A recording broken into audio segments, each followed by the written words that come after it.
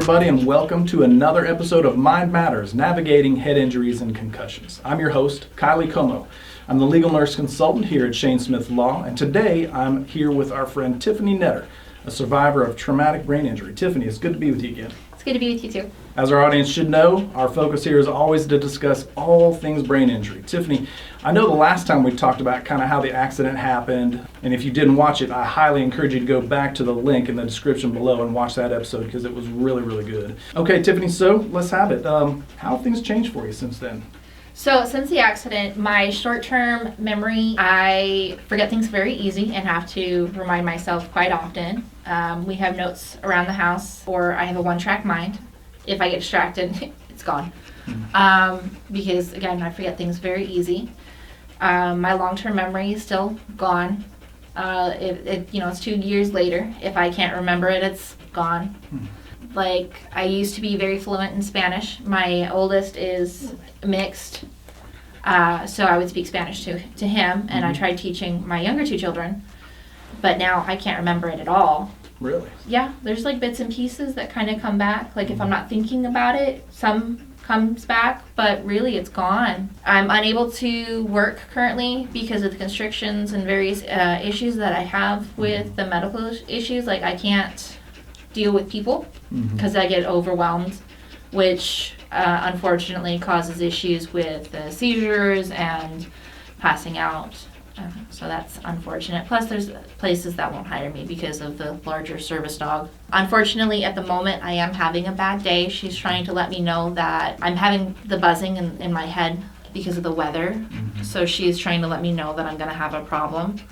That's why she's sitting here like this. She's trying to let me know it's going to be okay and to sit down, which is what I'm doing. She's being a good girl. She's a good girl. Yeah, so she's doing. I forgot about marrying my husband. Completely forgot about meeting my husband, which also meant that I forgot having my children. I don't remember getting pregnant with any of them. I don't remember pretty much the last 32 years. Yeah, I'm 34 years old now, but if people ask me how old I am, I still think I'm 32. So I have to remind myself that I'm 34 and not 32 because my brain just stopped at 32, which is unfortunate. I really wish that I could remember, meeting my husband, marrying my husband, because what I've heard is my wedding was beautiful. A lot of people still talk about it, but I can't remember. I've forgotten several family members, or I just remember them being like small children, like younger than my children, which is very frustrating for them. I come from a very large family, and I can't remember like a handful of my brothers and sisters. I can't remember any of my aunts and uncles. I remember like my mom, but like not really. Like she's my mom, so that's it. And then my dad has made a huge effort to try to reestablish that relationship. But like that's really it. And then my kids was like you wake up one day and you find out you have 3 children. And it's weird. So weird. In the last episode, we talked a good bit about your support system, and so I could, as you're talking about the issues you're having with the memory piece, that certainly, I'm sure, makes things quite challenging when you have these memory deficits where they're concerned. So I imagine there's some interesting discussions and quite a lot of patience and grace shown around the dinner table, I can only imagine. Oh, yeah. Is because everybody's trying to reestablish that relationship. So my husband's trying to tell me about like the kids, and he's trying to remind me about meeting him and all of the things that helped us build that relationship. And then I've got family members that are like, oh, this is so-and-so and this is so-and-so, and trying to tell me about who I was before the accident and all of that. And then everybody's lining up to tell me about themselves and who I was, and that's very frustrating because you're just getting hit with so much information all at once. Yeah. And then it can definitely be overwhelming. Probably pretty fatiguing, I imagine. I know previous working with, folks who have had issues with brain injury, whatnot, it doesn't take much to put you over the edge as far as fatiguing you, especially you're talking about all that information coming at you. I don't think people that don't have injuries to the brain don't realize how impactful that kind of energy and information can be on somebody who's trying to get through that. Oh yeah, it gets to the point where your brain kind of just like checks out and turns off. Yeah. And then you're just like totally fine one moment and then you're just done. It gets to the point where my my support system will be like, okay, we're done. She's at information overload. She's done. You guys got to give her a break. Yeah. So it's almost like a wall. It's just, we don't go past that. So yeah. That's a good thing. Setting up boundaries, it gets me to thinking about some of your symptoms. I know you talked about seizures, so I know when you can get kind of depleted like that, that may put you at higher risk for maybe eliciting a seizure. So how do you cope with that? I do have my service dog. Right. This big fluffy butt. I'm on medication.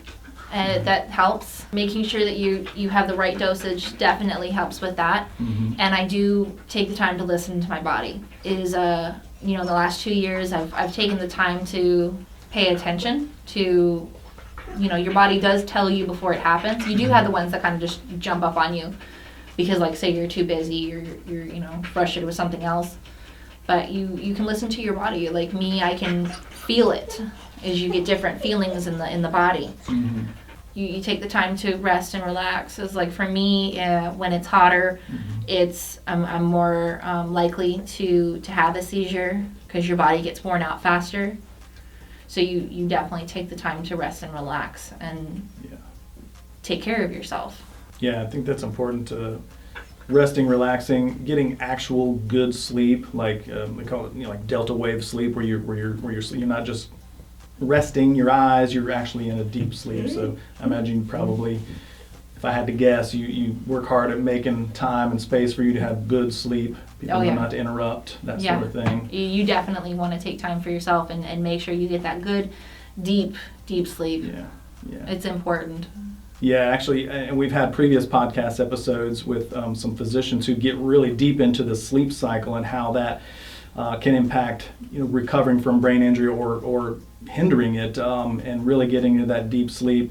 It's when your body kind of cleans the brain, if you will. There's a whole long scientific explanation for that, but people that don't really understand about all that, you really need to look into that. So I'm glad to hear that. Having people around you that understand that, can be patient with you, super helpful. So, it definitely is. You mentioned you've got some limitations. I know you've got your dog to kind of help with some of that, but what kind of limitations have been placed on you by others, by just the world around you? My medical team put limitations on me, like I can't be alone because of like the type of seizures that I have. I can't drive, I can't cook, and I'm not supposed to be like the primary parent of my children because if I pass out or something like that, they could get hurt because I do have the 2 small children. I have to be mindful that I'm not near any like corners or anything like that, because if I do like pass out or something like that, and I could hit my head and 1, cause more problems, or 2, like seriously injure myself, which again, service dog does come into play with that because she's also fully aware of that and she'll catch me. I have to be mindful, like if I'm near stairs or anything like that, like I have to be very aware of my surroundings at all times, because if I was to have a seizure and go down. Absolutely. And you talk about having children, small children, got kids myself, been around small kids, and they can be pretty active, I can imagine. So how do you manage that as a mom of young kids with these significant injuries you're dealing with? Thankfully, my daughter has been taught, like with my cell phone, like to call 911, to call her aunt, call her dad, if there's an emergency situation. Then I've got my dog who's been trained to go get dad, go get auntie. We have these safety measures in place so that if there was an emergency situation, everybody knows what to do. We take it slow as we relearn patience. We take a lot of breaks. I'm relearning the homework with them. Fun. I'm down to their reading level. Okay. So, like with my youngest and my middle, so like my daughter and my youngest son, I'm reading their books with them. So it helps me like relearn things with them. Absolutely. So makes it fun. My daughter loves to teach me her homework, like with her math homework, because my daughter's a genius. Love her. Love it. She is setting the curve for her school in math, in the county actually. I love her. She's very smart. She will teach me her math homework if I get confused, because it does happen. She doesn't make fun of me for it, which I love her for that. She will break down her math homework and be like, "This is how you do it, Mom." Wow. And I do love that for her. Then with my youngest is we'll work on his homework together, and because I have difficulty writing since the accident, is we will work on the writing of the letters together. Excellent. So he enjoys it, and it helps him with his homework, and I get to relearn all of that. So that's super fun. We are relearning ABCs together, Okay. and when I stumble on their books and everything, my daughter will help me with the words. And there are several words that I have to ask my husband about, but he doesn't judge me for that one either. But it's just it's a fun way to get the kids involved and helping mom learn. Yeah. On a previous episode, we talked about kind of rebuilding those neural pathways. So you're literally in there doing the work. Yep. That's a good thing. We've talked a lot about your support system. Again, if y'all didn't see the first episode, I would go back and hear that part of that discussion, especially very good. But, touch on that again, just for, folks that maybe didn't see that first one, your support system, what's involved with that, and how has it affected your overall family life? My husband and my sister-in-law and my father-in-law have really stepped up and helped me. Like, my father-in-law is moving across the country to really help us, is to be there, because my husband is moving to a day job rather than like overnights. My sister-in-law works during the day but is there at night to help us. So my father-in-law is going to be there during the day to more or less help me during the day. Yeah, it's a huge thing for him, is having that support system there to, like I said, be there for me is a huge thing. The money is tighter, which does suck, but everybody's had to move around their schedule. It's really hard. Even though it's a huge weight, everybody has really stepped up to help me with this responsibility. Nobody blames me for this, but everybody's there to help take a little bit of the weight off, if that makes sense. They're stepping up as family and as that support system to be there. They all know that I would try my best to be there for them as well. Is having that support system again comes into play and is a big thing. Yeah, that's pretty wonderful. Again, just kind of relearning the whole thing, relearning the ABCs, the math, but also the family unit, the roles, and I imagine as you progress and you continue to heal and improve, those roles will continue to shift around, and it just sounds like a really interesting but kind of heartwarming scene, if you don't mind me saying. Oh, so yeah. I'm never going to be 100%, which is unfortunate, but knowing that I have that backup helps me have that drive to continue to be, want to be as 100% as I can. Yeah. Because knowing that they're standing there behind me trying to help push that boulder up that giant hill is so heartwarming. Motivation and hope. Exactly. I hear, that's pretty big stuff. I imagine they help you manage medications. You've probably got a lot of appointments still. Oh, yeah. Okay. What's that look like? What kind of medications do they help you manage, and what kind of care do you still have to undergo? I'm on anti-seizure medication. I'm on pain medication. I see my neurologist quite often. Okay. My primary care quite often. Finding the right combination can be difficult because your blood pressure can drop out and then, you drop. I have heart problems, so you have to have medication for that. And then since the accident, my vision's changed. So there are days where my glasses don't work, days where, you have to black out the house because your head just hurts so badly. So you can't take pain meds that'll actually work. But thankfully the anti-seizure medications are working, so that's not a problem. Thankfully, I do have my service dog, so she will warn me if I'm going to have a seizure, or if things are going to drop out, or if I'm just having a bad day. She's going to warn me if I'm going to have a bad day. So thankfully, if I wake up and she's just like, "Hey, Mom, you're going to have a bad day. You're going to stay in bed today." She'll warn me if I've overslept through my alarm. She'll tell me that I've missed my prescription window. I have to take it every 12 hours. And she will make sure I take my meds. She will make sure. She's very good at that. And she gets mad if I don't. She will push me to go take it. I was wondering how that worked. She's very good at that. She will push me to go take my meds. Okay. She's a good girl. That's cool. Thinking about, I'm trying to put myself in your position and, think about what day-to-day life looks like. And you painted a pretty good picture so far. So I'm wondering how it works. I'm sure you don't stay holed up in your house all day long. You've got to get out and about at some point, right? So how is it going out in public with all this going on? Do you bring the whole support system, or how does that work? How do other people kind of respond to that when you're out? So normally if I leave the house, I either have my husband with me or I have my sister-in-law with me. Like I normally have another adult with me just in case. Sure. But I always have my service dog with me. When we go out, we always have the service dog, but we'll get a lot of comments. Yeah, so it's normally we get dirty looks because I do look fine, and we get lots of comments about how I just want to take my dog out in public because I look okay until I'm not okay.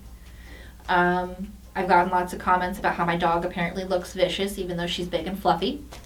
I can attest to that. Yeah, she's very big and fluffy. She has to be because of my medical needs. Yeah. I don't see anything that looks vicious about her. Mm-mm.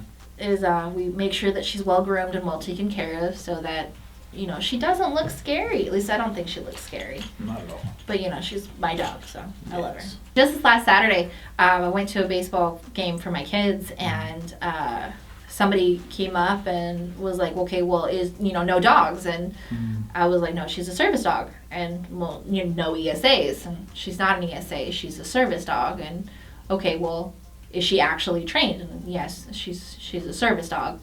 And it's always, well, it's either what is she trained for, or is she an actual service dog?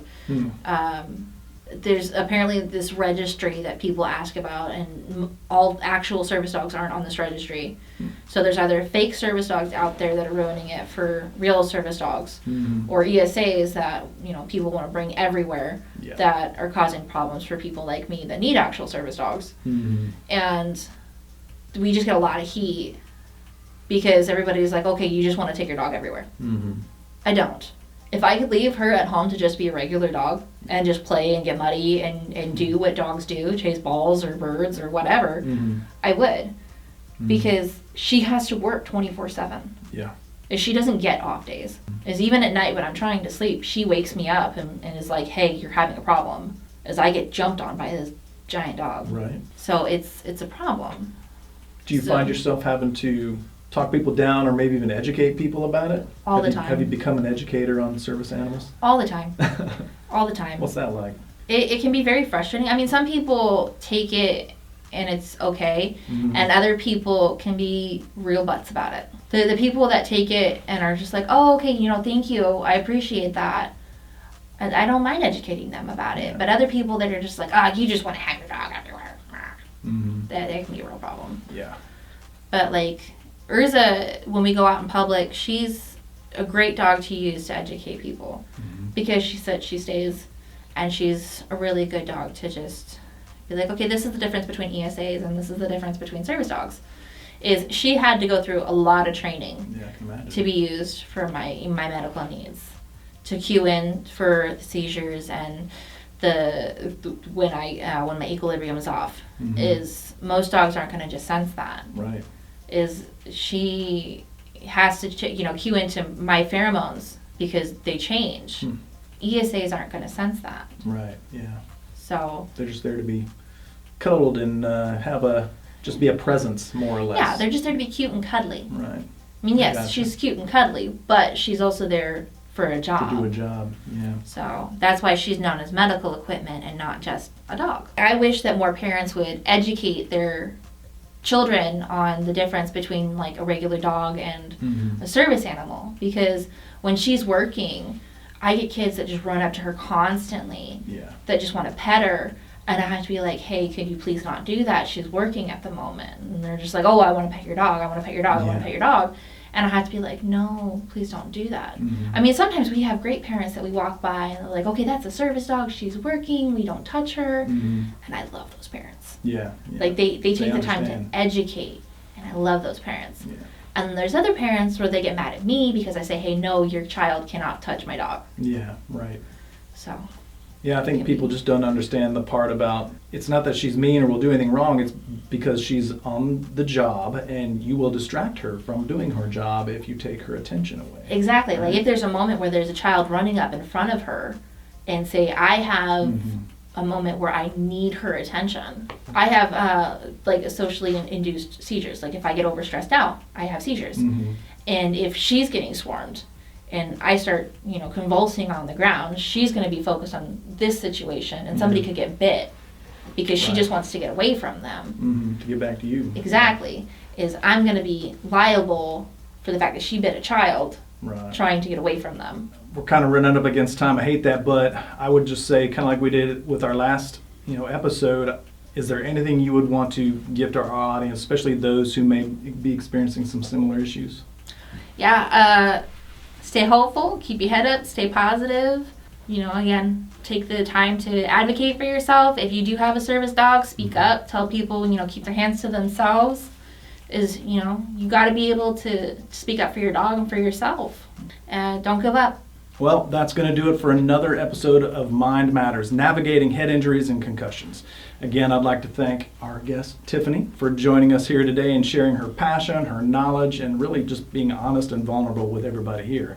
I hope that our audience has enjoyed this discussion as much as I have and has gained some insight and is walking away with that deeper understanding and really an appreciation for what recovering from, living with, and let's say it thriving after a brain injury is really like. Please don't forget to hit the like button and subscribe to our channel. Keep up with our latest and greatest content. Leave us a comment today to let us know what you thought of the discussion. And as always, remember, if you're in pain, call Shane at 980-999-9999. Take care. In pain, so I call Shane. 980-999-9999. In pain, call Shane.